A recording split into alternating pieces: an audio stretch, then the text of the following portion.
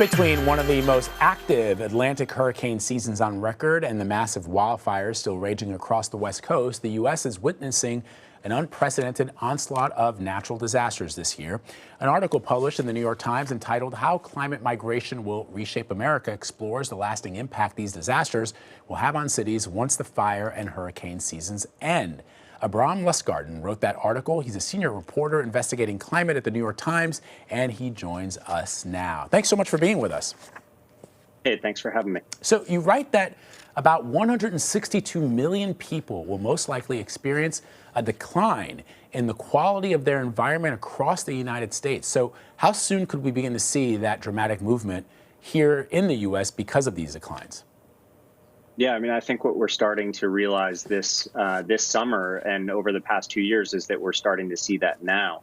But this will be a very gradual transition. You know, we are the proverbial frogs in the heating pot. So we modeled this change over, the next 3 decades. So we're looking at 2040 to 2060 to start seeing some of the most dramatic changes in population that we would expect. But for sure, you'll start to see people making these decisions and subtle movements beginning right now. A 2018 study published in the Journal of Association of Environmental and Resource Economists indicates that there will be 1 in 12 Americans in the southern half of the country that will move toward California, the Mountain West, or the Northwest in the next 45 years due to climate influences alone. What kind of impact are we talking about on cities experiencing such a dramatic shift in population? Yeah, the trend in the United States has long been, and globally for that matter, towards urbanization. So you see rural populations moving into cities, and that's basically what the researchers I spoke with expect to happen in the United States. The southern part of the country will get extremely hot and will also contend with sea level rise and crop losses and so forth. And as those people move towards the Northeast and the Northwest, which is what the models suggest, many of them at least are likely to move into cities where they will stress infrastructure systems that are already behind and demand more jobs and more resources. And that's an opportunity, I think, for those cities to prepare for that. But that's where you're going to see the real flashpoints. I'm very interested in, it's so fascinating to me as we've seen, as we talked about in the lead, the wildfires raging out west, the hurricanes that we've seen coming with a force and a rapidity that we've never experienced before. But I'm more curious about resources and how, because it strikes me that Americans there are still a significant number of people in this country who don't believe in climate science, and they won't believe in it until they can't get something that they think is essential. In a lot of people's minds, hurricanes blow down homes and destroy neighborhoods, and so do fires, and that's been since time immemorial. But we've always had access to clean water, at least in this country. We've always had access to certain foods when we want them, and it won't start to make sense to people until those things go away. How soon can we see that happening if more people, if those demographics shift the way that your data suggests it might? Yeah, that's a great question, and also will likely be, something that approaches us subtly over many, many decades. But again, we're starting to see that now. The COVID crisis is a lesson in, the changes in your grocery store shelves and the changes in supply chains. And that's an example, a small example of the way these systems will be stressed as the climate shifts. So you mentioned water. Of course, water is going to become increasingly scarce, not just in the West, where we're used to it being scarce in the worst years, but our research shows, pretty much west of Mississippi or of Missouri. I mean, the entire western part of the United States will face increasing, water scarcity. But we see it in other subtle ways, too. I mean, here in California, where I'm based, after the last 3 years of fire seasons, it's difficult to find a contractor to do work in your home, or it's difficult to buy lumber. And those are different types of scarcity, but they come from the shock of repeated major disasters that require rebuilding across, many cities all at the same time. And those are the kinds of things we'll increasingly see across the country. So a lack of services and more isolation and stressed communications and diminished food availability and all sorts of those changes. Abrahm, I know that this article is focused on the United States, but I like to sometimes spare a thought. I was a foreign correspondent based in Africa, and I wonder if some of the things that we are predicting here in the U.S. are already taking place in countries that are less privileged than ours, specifically when it comes to some of those resources, and clearly the devastation. I mean, you've seen it, for example, in Haiti, where part of the island has been completely deforested, which has meant that when hurricanes do hit that island, it is much more severe than the other half of the island, the Dominican Republic. And so I wonder if you're already starting to see a much greater acceleration of these issues in poorer countries.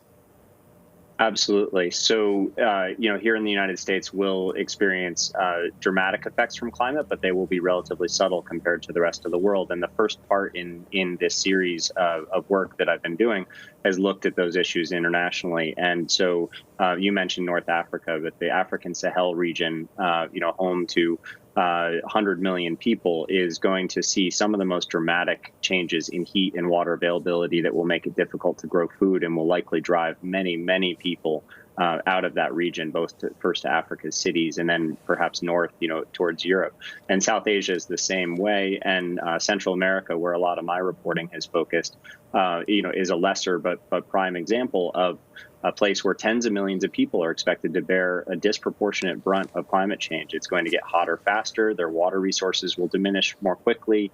It's going to be increasingly difficult to grow food, and that is going to drive people out of those regions, and in the case of Central America, towards the United States. It's absolutely frightening, just because, in some of these countries, access to some of those resources are scarce to begin with. So, you want people to heed the warning and the warning signs as you report them. And you cite in your piece census data that indicates Americans tend to move towards heat, towards coastlines, and that drought, despite evidence of increasing natural disasters. So I guess the question becomes, what kind of role does money and technology and government policy play into the way Americans respond to geographical climate threats? And I guess more importantly, as we go into an election season, why aren't politicians, there are some, that are talking about this, but it feels as if the alarm bell, the clarion, should be a lot louder than it has been. Yeah, I mean, what you're starting to see in the United States is a market shift in response to climate, I think. And so it's becoming less of a political issue and more of a pocketbook issue. And as it does that, everything will begin to change. So you're right. We've faced a rash of incentives that have pushed us towards heat, towards living in the desert for Arizona's sunny skies, or towards Florida's coastlines.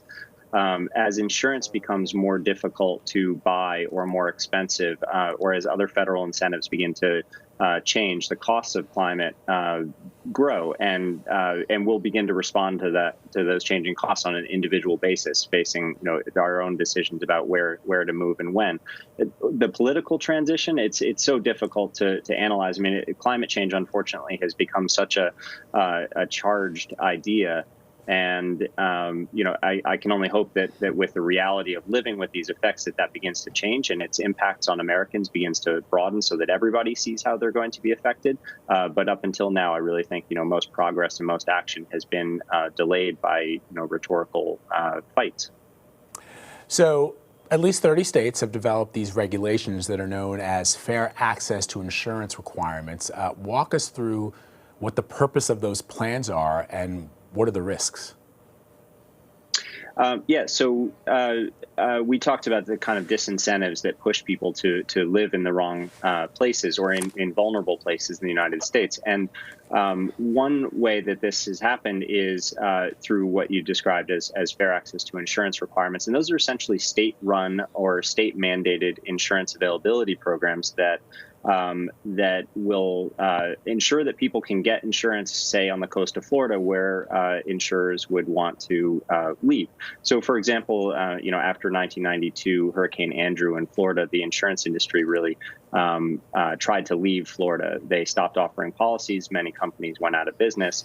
In response to that, Florida began to offer its own insurance. So it's a mechanism to encourage people to continue to live in the most dangerous places.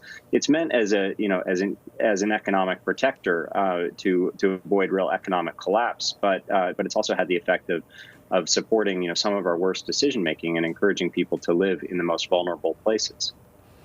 Really important reporting there. Abrahm Lustgarten, thank you so much for sharing with us. We appreciate it. Thank you for having me.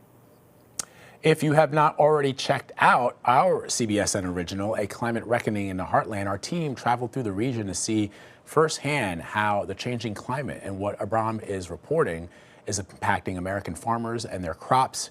You can stream the documentary right now at cbsnews.com/heartland.